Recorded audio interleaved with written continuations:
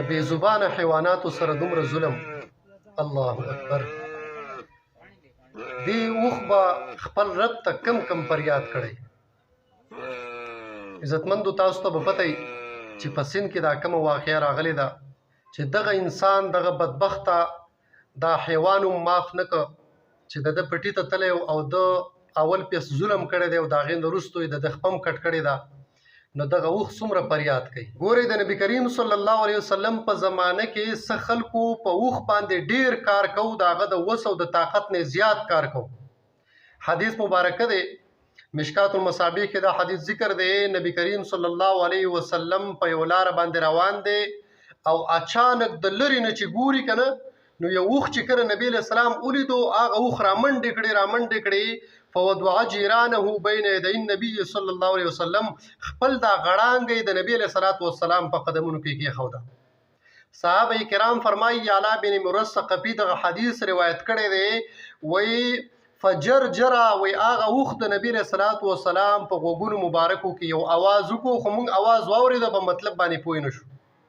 نبی علیه السلام ووایي موږ ته چې اين صاحب هذا البعیر، د دې اوښ هغه مالک چېرته دی؟ مالک راولئ. چې کله مالک راوسته نبی علیه السلام ورته وایي انه شکا کثرة العمل وقلة العلف، دا اوښ دې ساتلی دی په ده باندې ظلم مه کوه. دغه اوښ ما ته نن شکایت وکړو. اخو نبی کریم صلی الله علیه وسلم د تمام عالم د پاره رحمت للعالمین پیغمبر الله را لېږلی دی. په حیواناتو باندې د شفقت مونږ ته امر کړی دی چې په ده باندې به ظلم نه کوئ. هغه خو خپل شکایت نبی علیه السلام ولیدو نو پیش وکړو، خو دا اوښ به خپل شکایت چاته پیش کړي؟ د دغه اوښ دغه فریاد تاسو واورئ چې دې اوښ په خپل رب ته کم فریاد کړی او د دغه بدبخته په باره کې به یې څه ویلي. الله اکبر.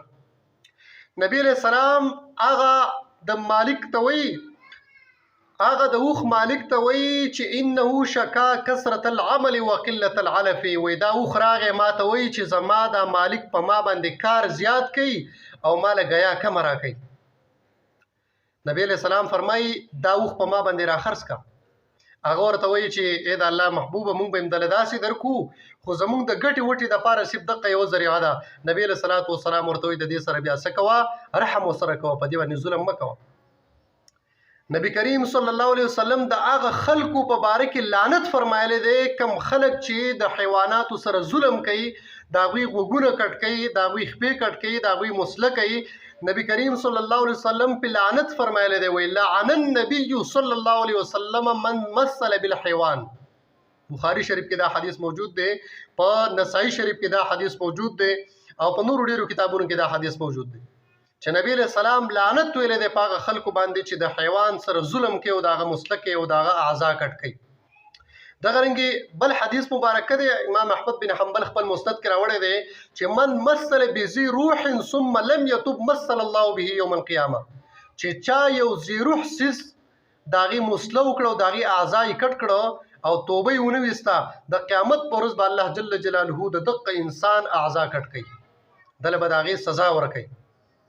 نو ډېر سخت ظلم شوی دی. نو تاسو ټول هر هغه انسان چې د هغه په ملکیت کې حیوانات دي نو هغه بې زبانه دي، د هغوی سره رحم کوئ. نبی علیه السلام فرمایي ارحموا من فی الارض یرحمکم من فی السما. په ځمکه کې چې څه دي په هغې باندې تاسو رحم وکئ، اسمان والا به په تاسو باندې رحم وکړي. نو که په خپل ځان باندې رحم غواړئ نو په ځمکې په مخلوق باندې رحم وکئ او بې ځایه هغوی له تکلیف مه ورکوئ.